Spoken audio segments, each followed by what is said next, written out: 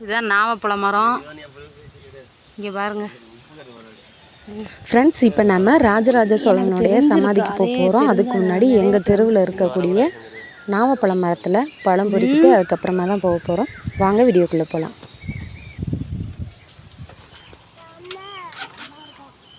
மண்ணாக இருந்தால் ஊதிக்கிற வேண்டியதே. மண்ணாக இருக்கு.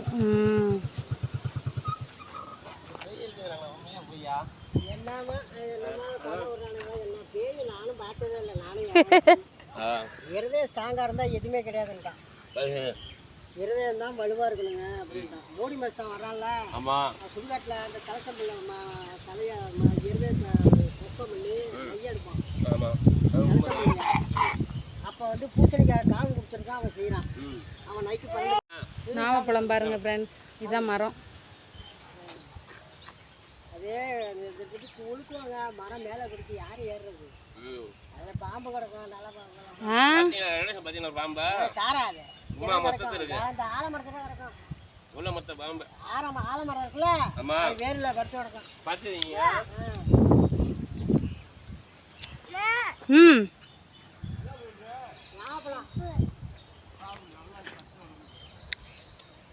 சூரே வராது.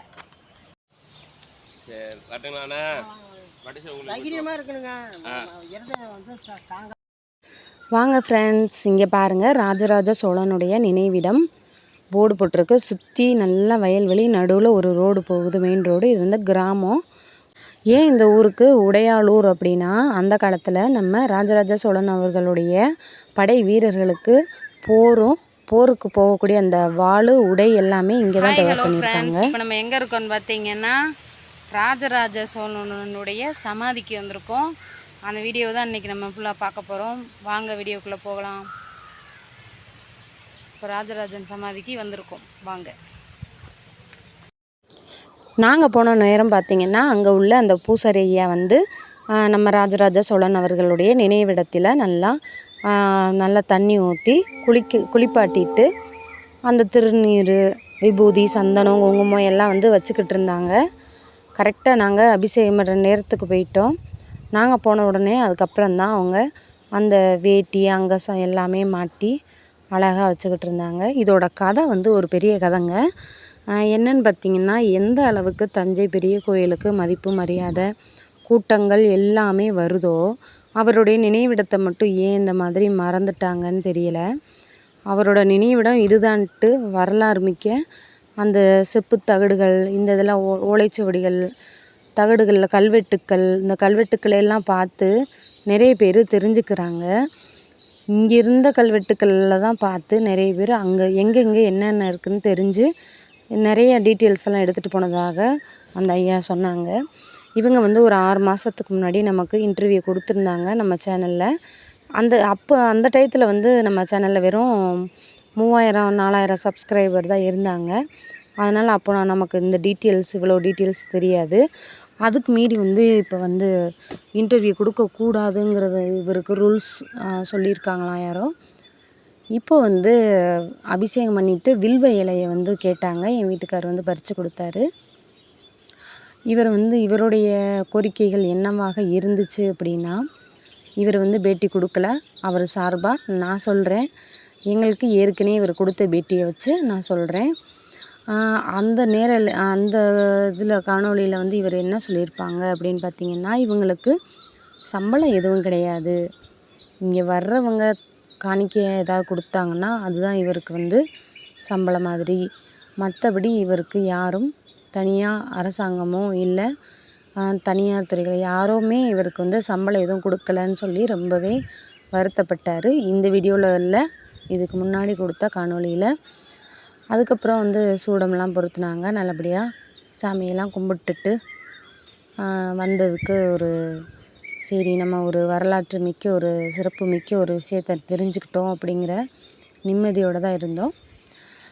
ஏன் இந்த ஊருக்கு உடைவாளூர் அப்படின்னா, அந்த காலத்தில் நம்ம ராஜராஜ சோழன் அவர்களுடைய படை வீரர்கள் இருப்பாங்கள்ல, அவங்களுக்கு போருக்கு போகக்கூடிய அந்த உடை, வாள் இதெல்லாம் இங்கேருந்து தான் போகுமா. அதனால் இந்த ஊர் பேர் உடைவாளூர் அப்படிங்கிறது காலப்போக்கில் உடையாளூர் அப்படின்ட்டு மாறிடுச்சுன்னு சொன்னாங்க.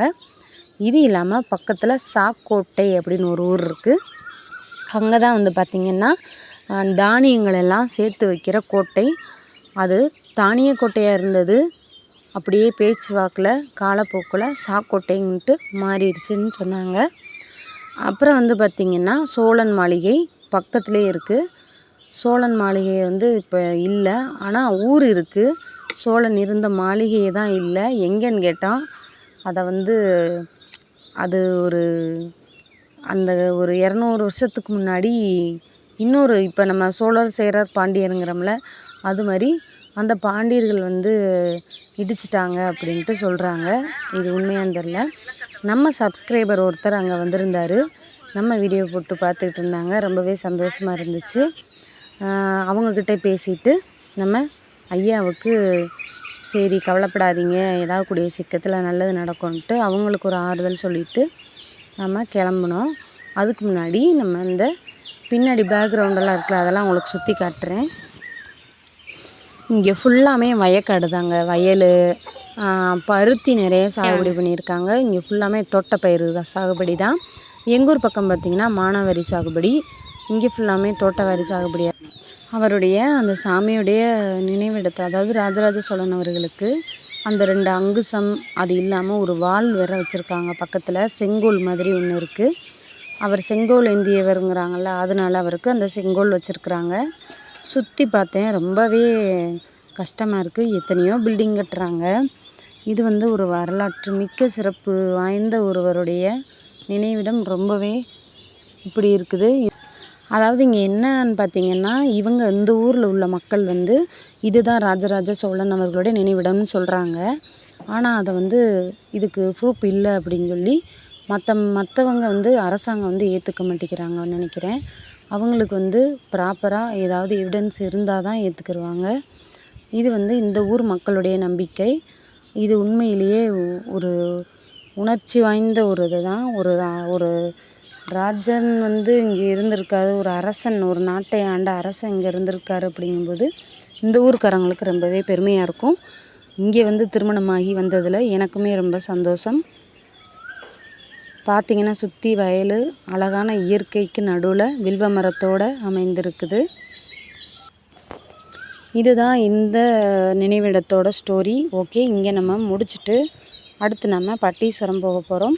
நம்ம சப்ஸ்கிரைபர்களுக்கும் அந்த ஐயாவுக்குமே ரொம்ப நன்றி சொல்லிவிட்டு நம்ம இங்கேருந்து கிளம்புறோம். பரவாயில்ல, நம்ம சேனல் வந்து இப்போ வெளியில் தெரிய ஆரம்பிச்சிருச்சு. அந்த வரைக்கும் ரொம்பவே சந்தோஷம். இப்போ வந்து நம்ம பட்டீஸ்வரம் துர்க்கையம்மன் கோயிலுக்கு போக போகிறோம். இன்றைக்கி செவ்வாய்க்கிழமைங்கிறதால செவ்வாய்க்கிழமை பட்டீஸ்வரம் தான் ஃபேமஸ். இங்கே செவ்வாய்க்கிழமைனாலே துர்க்கையம்மன் தான். அதுவும் இன்றைக்கி ஆடி செவ்வாய்ங்கிறது கொஞ்சம் விசேஷமான நாளாக இருக்கும். இப்போ நாங்கள் பட்டீஸ்வரத்தோட கோவிலோட கோபுரத்தை காட்டுறேன். இப்போ நாங்கள் இந்த வாசலில் இருக்கோம். இந்த வாசலில் ஏன் வந்தோன்னு கேட்டிங்கன்னா, இங்கே தான் பார்க்கிங் டிக்கெட் கிடையாது. அதனால தான் இந்த பக்கம் வந்துட்டோம். அந்த பக்கம் போனால் பார்க்கிங் டிக்கெட் கொடுக்கணும். வணக்கம் அது வந்து ஃப்ரண்ட் என்ட்ரன்ஸ், இது வந்து பேக் என்ட்ரன்ஸ். கோயிலுக்கு சாமி கும்பிட இப்போ வந்து பட்டீஸ்வரம். இங்கே வந்து பார்த்திங்கன்னா பின்னாடி பேக்ரவுண்டில் இந்த மியூசிக் ஓடுது. அதனால் நம்ம வந்து அந்த மியூசிக் போட முடியாது, காப்பிரைட் கொடுத்துருவாங்க. வேறு வழி இல்லை. அதனால தான் நானே பேசுகிறேன்.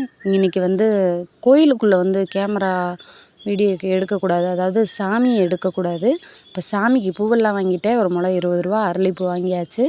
இது பார்த்திங்கன்னா திருமணமாகாதவங்க, குழந்தை இல்லாதவங்களாம் இங்கே நூல் சுற்றுவாங்க. இது ஒரு பழக்கம் இருக்குது. இன்னொரு இடத்துல நூல் சுற்றுவாங்க. அது எனக்கு டைம் இல்லை காட்ட. இந்த பக்கம் வந்து சாமி, ஏன்னா நட சாத்துற டைம் ஆயிரும், 12 மணி ஆயிருமேன்ட்டு நாங்கள் கொஞ்சம் அவசரமாக போய் சாமியெல்லாம் கும்பிட்டுட்டு அதுக்கப்புறம் எங்கள் சொந்தக்காரவங்களாம் தேடிக்கிட்டு இருந்தோம். எங்கள் வீட்டுக்காரோட சித்தப்பா, சின்னம்மா, அவங்க பொண்ணு, அவங்க தாத்தா, பாட்டி எல்லாருமே வந்திருந்தாங்க. அவங்கள தான் நாங்கள் தேடிக்கிட்டு இருந்தோம். அதுக்கப்புறம் நேற்று ஃபுல்லாமே டைம் எங்களுக்கு. செவ்வாய்க்கிழமை ஃபுல்லாக ஒரு சாயந்தரம் 3 மணி வரைக்கும் நாங்கள் எல்லாம் ஒன்றா தான் இந்த கோயில் அப்புறம் இன்னொரு கோயிலெல்லாம் போயிட்டு. எதுக்காக நேற்று கோயிலாக இருந்தோன்னு பார்த்தீங்கன்னா, நேற்று எங்கள் ஊரில் பவர் கட்டு. வீட்டில் ஃபேன் இல்லாமல் இருக்க முடியாது, ரொம்பவே கஷ்டமாக இருக்கும். அதனால் என்ன செய்யன்னு நினச்சிக்கிட்டு சரி கரண்ட் இல்லை அப்படின்ட்டு எல்லாருமே கிளம்பிட்டோம். போயிட்டு இந்த கோயிலில் வந்து இதோட கண்டினியூவாக சொல்கிறேன், அப்போ தான் உங்களுக்கு இன்ட்ரெஸ்ட்டாக இருக்கும். இங்கே பட்டீஸ்வரத்தில் வந்து துர்க்கையம்மன் கோயிலில் வந்து ஒரு பெரிய குளம் இருக்குது. அந்த குளத்துக்குள்ளே நிறைய மீனெல்லாம் வளர்ப்பாங்க. இந்த மீனெல்லாம் பார்த்துட்டு இதுக்கப்புறம் நம்ம ஒரு கோயிலுக்கு போகிறோம். அங்கே தான் நாங்கள் போய் சாமி கும்பிட்டு அந்த கோயிலோட ஒரு கதை கல்யாணம் ஆகணுன்ட்டு நம்ம பார்வதி அம்மா வந்து ஒரு அவதாரம் எடுத்து என்னமோ உமையாள்னு சொன்னாங்க, ஏதோ ஒரு அவதாரம் போல். அந்த அவதாரம் எடுத்து அவங்கள தான் கல்யாணம் பண்ணிக்கிருவேன், அதாவது சிவனை தான் கல்யாணம் பண்ணிக்கிருவேன்னு சொல்லிட்டு அந்த சிவலிங்கத்தை பிடிச்சி கட்டி பிடிச்சிக்கிட்டு விடமாட்டேன்ட்டு அவங்க வந்து போராட்டம் பண்ணி, அது பேர் என்னது, தியானம் பண்ணி கல்யாணம் பண்ண இடம் தானே அந்த இடம். அந்த கோயிலை தான் இப்போ அடுத்து பார்க்க போகிறீங்க. இது வந்து பட்டீஸ்வரம் கோயிலோட நந்தவனம் என்ற எக்ஸைட் கோபுரம். இந்த பக்கம் பார்த்திங்கன்னா அன்னதான கூடம். ஆனால் நாங்கள் இங்கே சாப்பிடலை. இதுதான் நான் சொன்ன அந்த சிவனை கல்யாணம் பண்ணிக்கிறவேன்னு போராட்டம் பண்ணாங்கள்ல அந்த கோயில். நாங்கள் இங்கே சாப்பிட வந்தது காரணம், இங்கே வந்து சாப்பாடு அதிகம், ஆனால் மக்கள் தொகை கம்மியாக தான் வருவாங்க இந்த கோயிலுக்கு. அதனால தான் இங்கே சாப்பிட வந்தோம். வீணாகிற சாப்பாடை சாப்பிட்லாம், அடுத்தவங்களுக்கு இல்லாமல் நம்ம சாப்பிடக்கூடாது. இந்த வீடியோ பிடிச்சிருந்தா லைக் பண்ணுங்கள், ஷேர் பண்ணுங்கள், கமெண்ட் பண்ணுங்கள், நம்ம சேனலை சப்ஸ்கிரைப் பண்ணுங்கள்.